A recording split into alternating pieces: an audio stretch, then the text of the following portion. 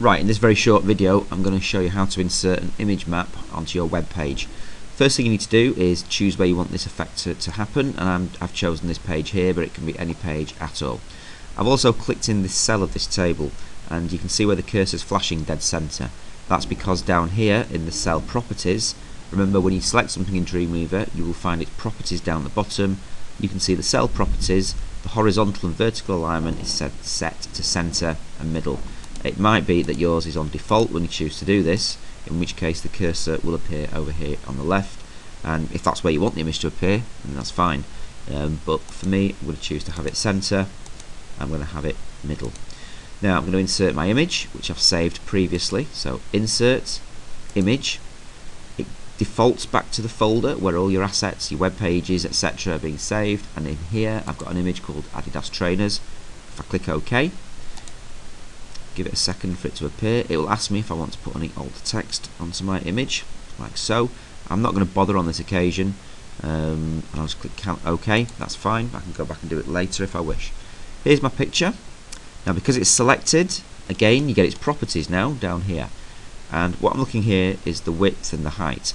If you need to adjust it, this is where we can do the adjustments, and you'll notice that the padlock's on, so that means that the sizes are going to, the width and the height parameters, the sizes are going to be constrained, so when I change one, the other will change automatically. So let's set that to 500 and click down here, and it's pretty much kept it proportional for me. That's fine.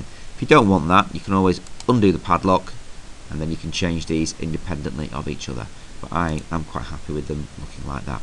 If I just click in another cell of the table now so it readjusts, that's looking okay for me.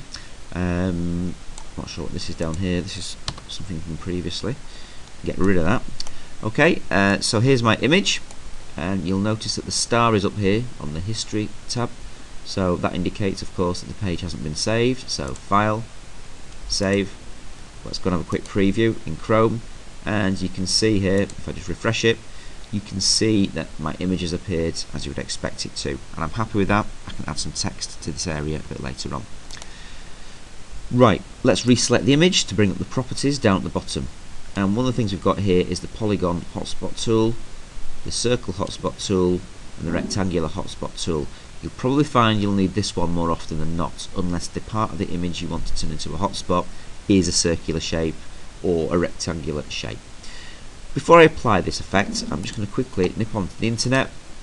I'm going to go to Google and I'll type in Adidas Gazelle UK.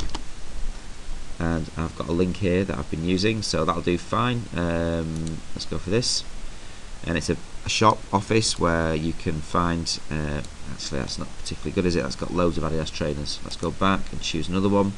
Let's go for this one here, the official Adidas website UK, and yeah, that's exactly what I'm after, a page that's relevant to what I want to click on. So I'll take this URL and copy it, so it's now on my clipboard. Back to Dreamweaver.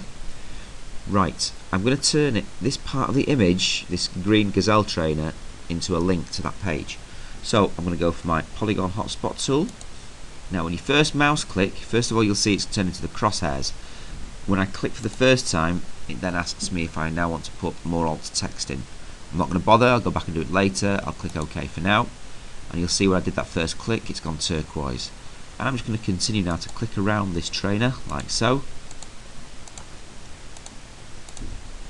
That'll do fine. When you finish going around it, right mouse click, this contextual menu appears, and then you just press escape and you're left with your selection.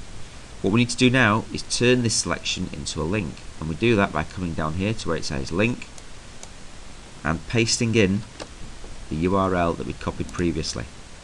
Now before I can preview this, you'll notice I still need to save it, so file, save. Now if I come back to my page, here's my web page. I refresh it. As I move my mouse over, you'll see that when it gets over to here, it turns into the gazelle trainer, and when I click on it, it takes me to this link. And that's how you insert a hyperlink as a hotspot onto an image.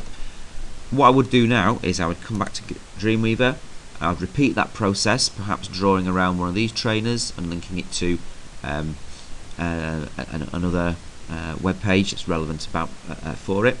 You can also point it to a file, so I could always click on this and I could choose to browse for the file, and I could actually choose a web page that I've made previously, so it doesn't have to link to a website, an external website. You could choose to link it to a page you've already got. I'll just click cancel and I'll leave that with you. Don't forget to keep saving your work and checking it, and that's how you create hotspots.